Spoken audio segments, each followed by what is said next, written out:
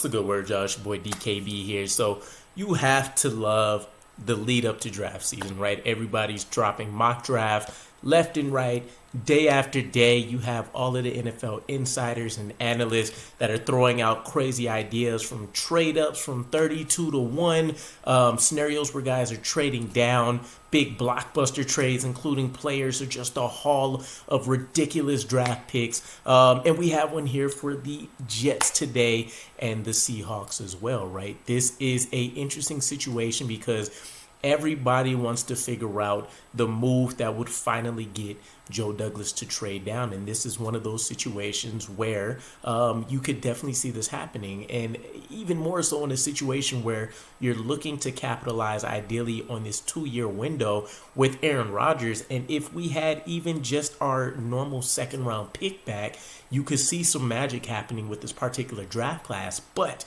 in this instance, Bleacher Report's Ryan Fowler cooked up a draft haul that would make all of us go crazy. We'll immediately start jumping back to mock drafts, right? For the Jets and the Seahawks, this is on the premise that the Seahawks, they have a short window, right, with Geno Smith here, where obviously they still look like a playoff caliber team, but the way they structured Geno Smith's contract, they can get away from him whenever they want with a minimal hit. So it was kind of Geno Smith betting on himself while also being able to capitalize on what was a fantastic starting season with the Seahawks. And he followed it up with not the same efficiency as last year, but definitely still looks like he's turned his career around and can be one of those veterans you can rely on to help lead your team. Still, the Seahawks are a team that got to enjoy Russell Wilson's youth for 12 plus seasons.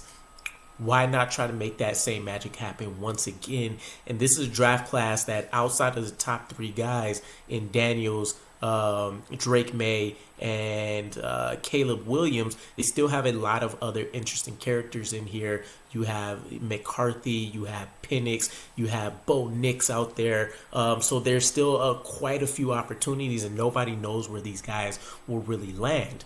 The Seahawks, though, could capitalize on trying to jump ahead against some other teams that may be willing to lock in one of those guys early. So here's the trade situation. The Jets would receive the Seahawks' first-round pick, which is number 16, a 2024 third-round pick, which is number 76, 2024 third-round pick, which is number 78, and a 2025 future fourth-rounder. Meanwhile, the Seahawks would receive our 10th pick in return.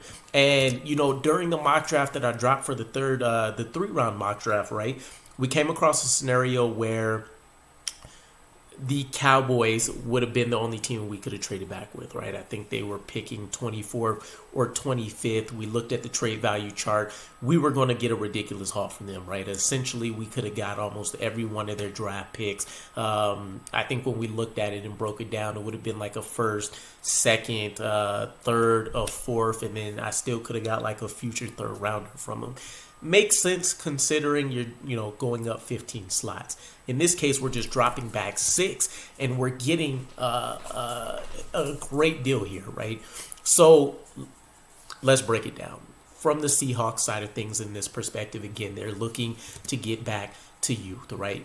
Maybe take advantage of Geno Smith's contract. You love what you see there, but you give yourself an out. If Michael Penix outplays him and kind of history repeats itself in that quarterback room, by the way, Michael Penix is who the Seahawks would be targeting. But nonetheless, if he outplays him, great. You could look to trade him. You could just outright cut him. Or you can keep him there as, of course, veteran insurance.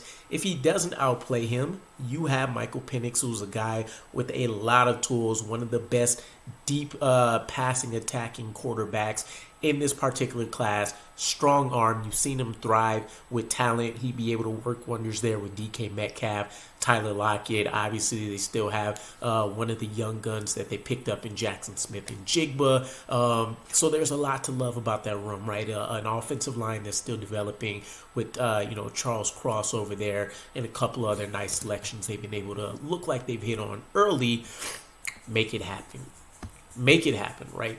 Heisman runner-up for Penix. So again, this isn't, a hope and a wish. This is a situation for the Seahawks where, and I don't really want to make these kind of comparisons, but maybe you can have a Patrick Mahomes-esque kind of situation where you've let him develop for the entire year or most of the year, and then you see him really take off and take flight. It'll be interesting with Pete Carroll no longer there, but from my understanding, he's moving into a front office consultant type role. So I'm sure he will still allow for some of the big personalities and different things like that that are that may creep up with Michael Penix, right?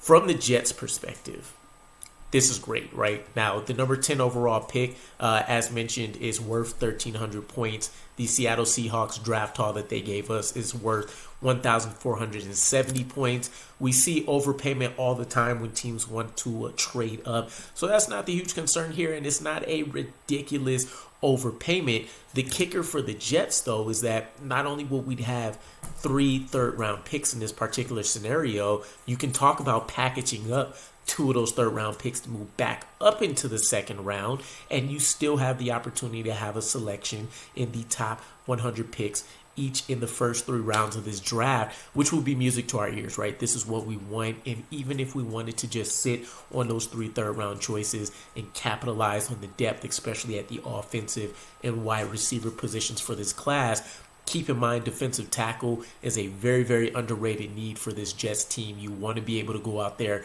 and find a running mate for Quentin Williams and not just keep penciling in veteran free agents next to him. This allows you that leverage and possibility. So it really, there's no way the Jets really lose in this particular case. One of the best pieces as well, you talk about this particular draft class, 8 potential targets at offensive tackle in just the first round alone. We know there's the Talisa Fuaga rumors about Joe Douglas potentially really valuing him. But there's you take a look at that mid-range, right? This is where I think you'll see a lot of these tackles kind of fly off in that 12 to like 18-ish mark, right? Fuaga could still potentially be there at 16. Not only that, you still have the opportunity of a J.C. Latham or Tyler Guyton. So really the downside here is that if Fuaga isn't available, and he's generally regarded as the 3rd best tackle in this class, if he's not there, then the next range of tackles to me, they have starting potential and ability. We'll have to see, but a lot of those guys either have injury concerns that you have to make sure you're okay with. They have starting experience concerns. If you want to take a look at a guy like, I believe it was J.C. Latham, or Amarius Mims that we covered, right? He had less snaps taken at tackle than even Broderick Jones did, and we scrutinized Broderick Jones a lot for not really knowing what he is per se as a product. We just love the tools and the traits that he has in his bag and what we've seen in the small amount of reps that he has been able to take. So there's going to be some projection here, but if I had to go the route of a trade back, knowing that I don't have my top 3 tackles on the board, the best thing you can do for that offensive line, and we kind of seen this be the case with a guy like Joe Tippmann, although he was more technically refined than I would say some of these second, third range tier tackles are. Find the best athlete that you can, and then allow Keith Carter to go out there and try to coach him up and make some magic happen. I would also hope the Aaron Rodgers factor can help kind of accelerate whatever deficiencies may be there for them. And I'm sure Aaron Rodgers, much like we've already seen from Woody Johnson in terms of confirming his input, you'd hope that he'd be able to help get the most out of those guys in the first year or 2 with them. So nonetheless, this is a trade that definitely excites me. It's one I can definitely see happening on draft day, though. Everybody wants to get the quarterback that they love, per se, when the obvious top guys that generally are going to go in the top 5 aren't there for them. So nonetheless, if you're a Seahawks fan, let me know if you completely disagree with this trade. Normally the trading up teams do, so I feel you. But if not, Jets fans, let me know what you think about the trade, and I'll catch you guys again. Peace.